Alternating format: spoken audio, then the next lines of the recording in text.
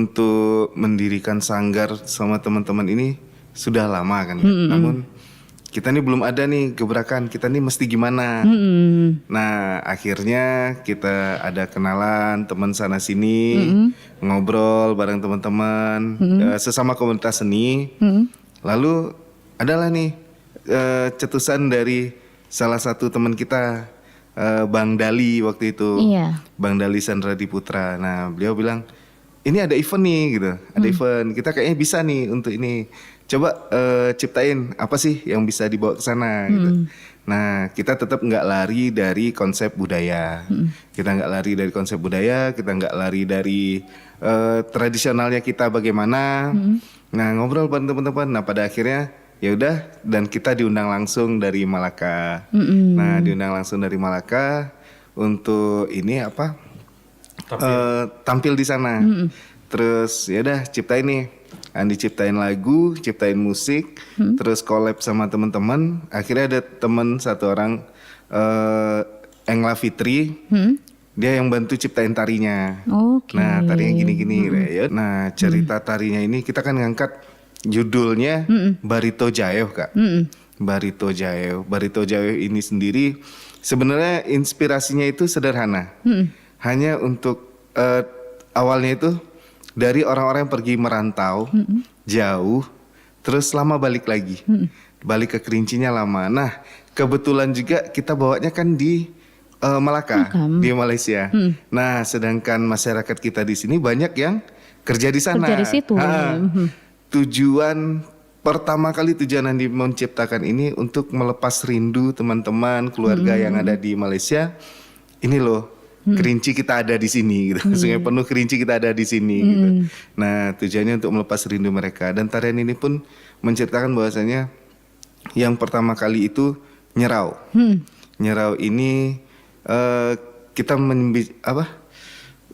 berkiblat pada zaman dulu yang untuk memanggil seseorang itu kan pakai ritual ya Kak ya, ritual. Nah ritual nyerau kita adopsi di sini, tapi kita nggak real Kak ya, karena di sini yang namanya sebuah karya itu kan bisa saja mengadopsi dari mana saja. Betul. Nah dan musik ini kan diadopsi dari ketukan rentak kudo kali, yang diciptakan oleh Pak Andi ya. Jadi kami sudah hafal di telinga, sudah nggak asing gitu. Yang paling sulitnya itu mengontrol kawan-kawan ya, karena semua di dalam kami ini alpa gitu.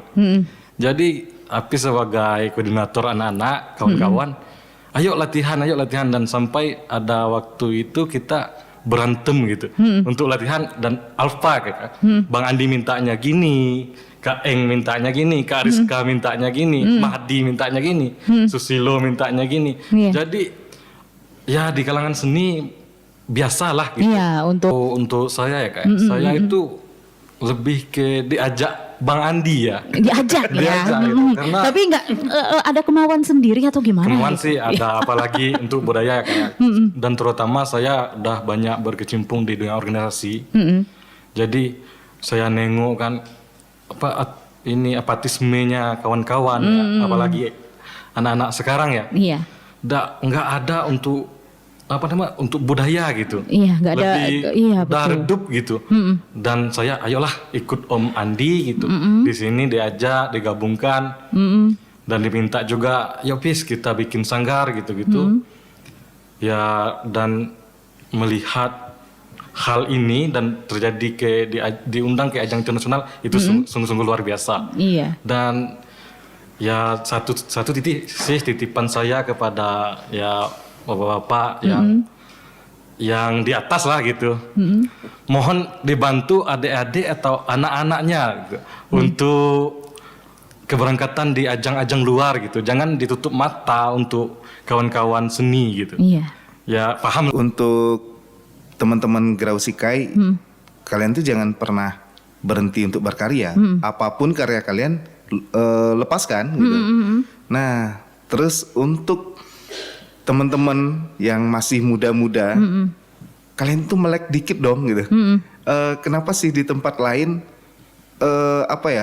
karya seni ataupun budaya mereka itu bisa dipublish dengan sebagus itu dikemas. Nah kalian ini sekarang itu punya berbagai macam cara untuk mengemas itu. Coba kalian kemas. Nah kalian publish lah. Nah bagaimana supaya wisata itu tidak hanya saja mengenai lokasi-lokasi yang bagus, tempat yang bagus, tidak melulu Bukit Kayangan, tidak melulu dengan air terjun, tidak melulu dengan city walk kita, tapi di sini mereka berwisata budaya. Untuk kalangan muda, untuk kalangan muda ya. Iya. Ya contohlah kami Seraguro Sikai Kak. Woi. Kami ini rata-rata anak-anak muda gitu, bujangan, gadis gitu. Kok bisa melek tentang seni budaya? Iya. Dan aku anak manajemen gitu Kak. Kok bisa aku bisa gabung sama komunitas budaya gitu, yang awalnya tidak tahu budaya gitu. Dan perlu diketahui juga ya, kami Seraguro Sikai ini tidak hanya seni dan budaya. Kita punya bisnis, kayak baru launching kemarin Serau Parfum gitu. Kita pun jualan di sini untuk cari tambah jajan dan untuk keberangkatan kita nextnya. Kalau nggak ada uluran tangan dari siapa-siapa. Siapa-siapa gitu